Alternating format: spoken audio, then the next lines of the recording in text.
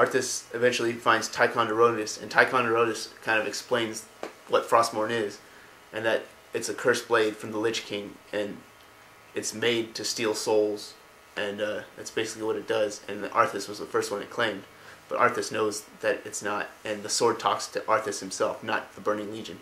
So the Burning Legion thinks they're controlling the Lich King, and the Lich King is controlling Arthas to do what their bidding. But really the Lich King has its own agenda, and Arthas is playing along. So he tells, Ticonderogas tells Arthas that he needs to get the urn, or he needs to get the remains of Kel'Thuzad and bring it to the Sunwell, which is in Quel'Tha Lost, which is the homeland of the High Elves, or Blood Elves as they're known now. And that he needs to do this to resurrect Kel'Thuzad, because Kel'Thuzad needs to be resurrected, because it's all part of the Burning Legion's plan.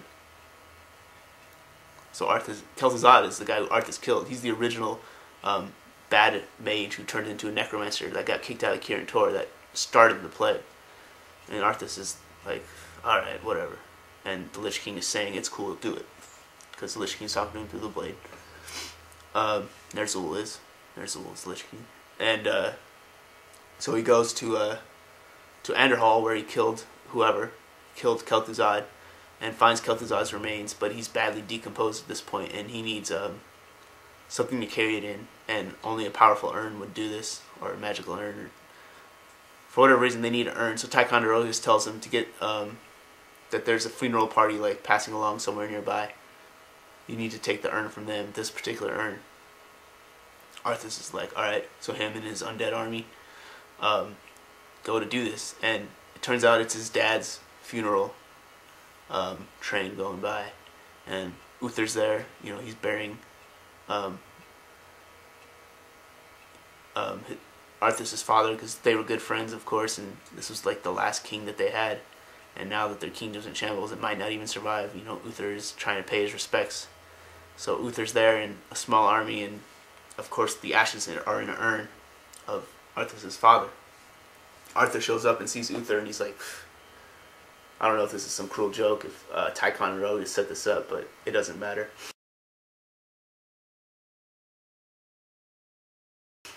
Arthas shows up and he sees Uther, and he's like, Uther, I'm going to need that urn.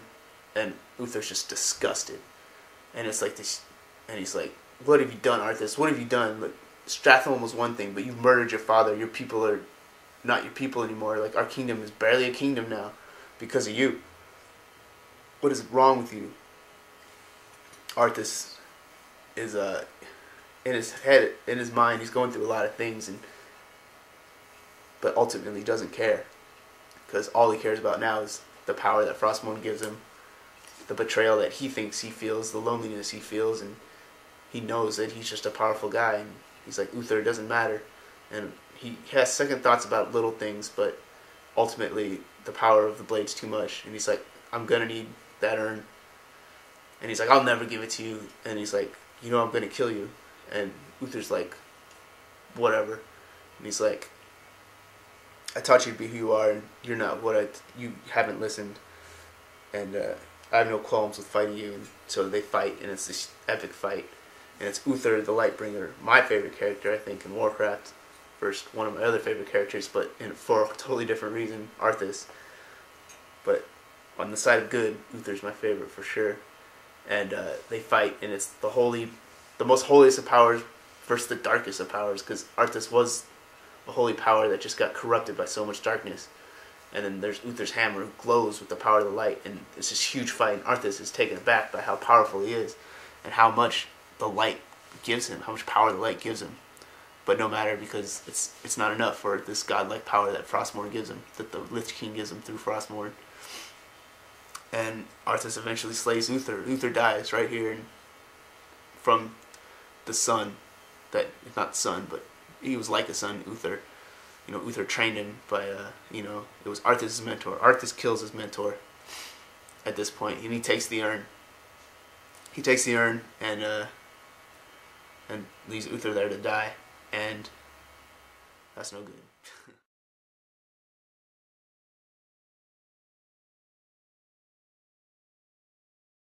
So Arthas has the urn now, and they make their way to Quel'Tha Lost, which is where the High Elves live, because they need the power of the Moonwell to resurrect Kel'Thuzad, because they just need more magic to feed from.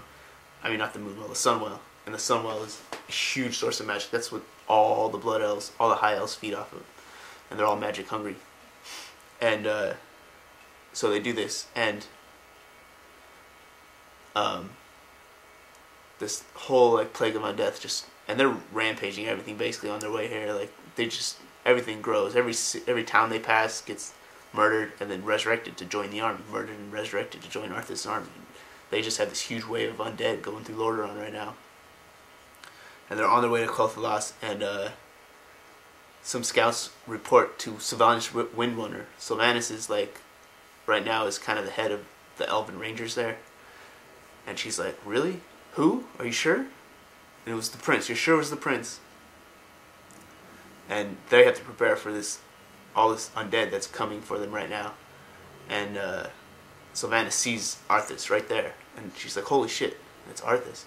And she tries to stop Arthas, and they fight, and her and all of the Rangers are trying to take off everything, but it takes multiple arrows. These guys don't feel pain; they're undead. They take arrows, and they'll go down eventually, but it takes them a long time. But nothing scares them, and they just keep getting pushed back. And Sylvanas is telling Arthas, "Arthas, get out of here!" And Arthas is like, "You can't win. We're too powerful." Blah blah. And Sylvanas is like, "Ha, we'll see about that."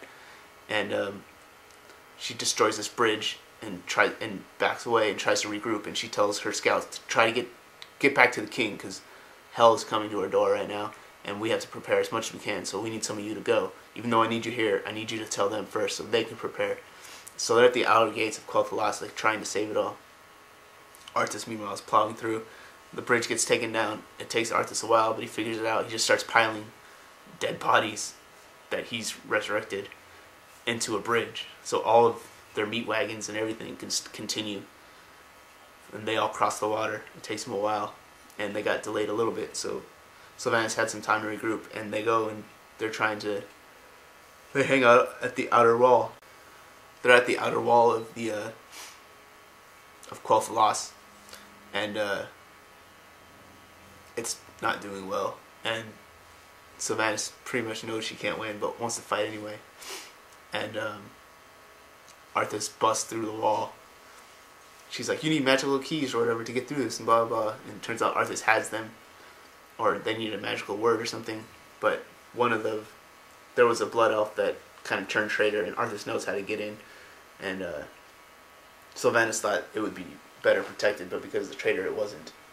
So Arthas breaks through that, and they fight, Arthas and Sylvanas, like during the whole battle that's happening. All the High Elves and all the undead are fighting. Arthas and Sylvanas like fight, and they exchange words, and Arthas is like, you didn't have to do this, you could have just let us in. And Sylvanas is like, bullshit, you would have killed us anyway. And she didn't want to let him in. So they fought, and Arthas eventually overpowers her, and she's like, finish me. And he's like, I've got a fate worse than death for you.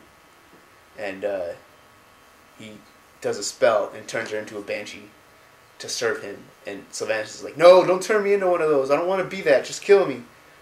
But she becomes undead. And Sylvanas Windrunner becomes this undead thing, this banshee queen, and has to serve Arthas now. Her will isn't her own. Like, her head, she still thinks. And in the book, they say what she's thinking all the time about how much she hates Arthas and how much she regrets whatever. But she just, it's not going well. And anytime she like tries to fight it, Arthas does something, and it makes her writhe in pain to where she has to do what he does. And her, so she serves him. Anytime he wants her to like scream, because she screams, and like a lot of people die, they can't take it, because she's a banshee. Anytime he wants her to do that, he just inflicts this pain, and she does it. So she's basically Arthas' slave now, and Arthas enjoys having her be her slave, and she just loathes him for it, just hates him. Sylvanas Windrunner is now Arthas' slave. He continues on. Eventually fights the king, who is Quel'Thalas, that one blood elf from Dalaran, who loved Jaina, who hated Arthas before because Arthas got Jaina and he didn't. He's not there. He still lives in Dalaran, you know, training to be this best mage ever. Just like Jaina was. He's not there, but Arthas fights the king, which is his father, because he's a prince. Kills Kel'Thuzad's dad. Gets to the Sunwell and resurrects Kel'Thuzad. So now Kel'Thuzad is a lich, which is the skeleton-like thing that floats around, and he's kind of Arthas's little servant.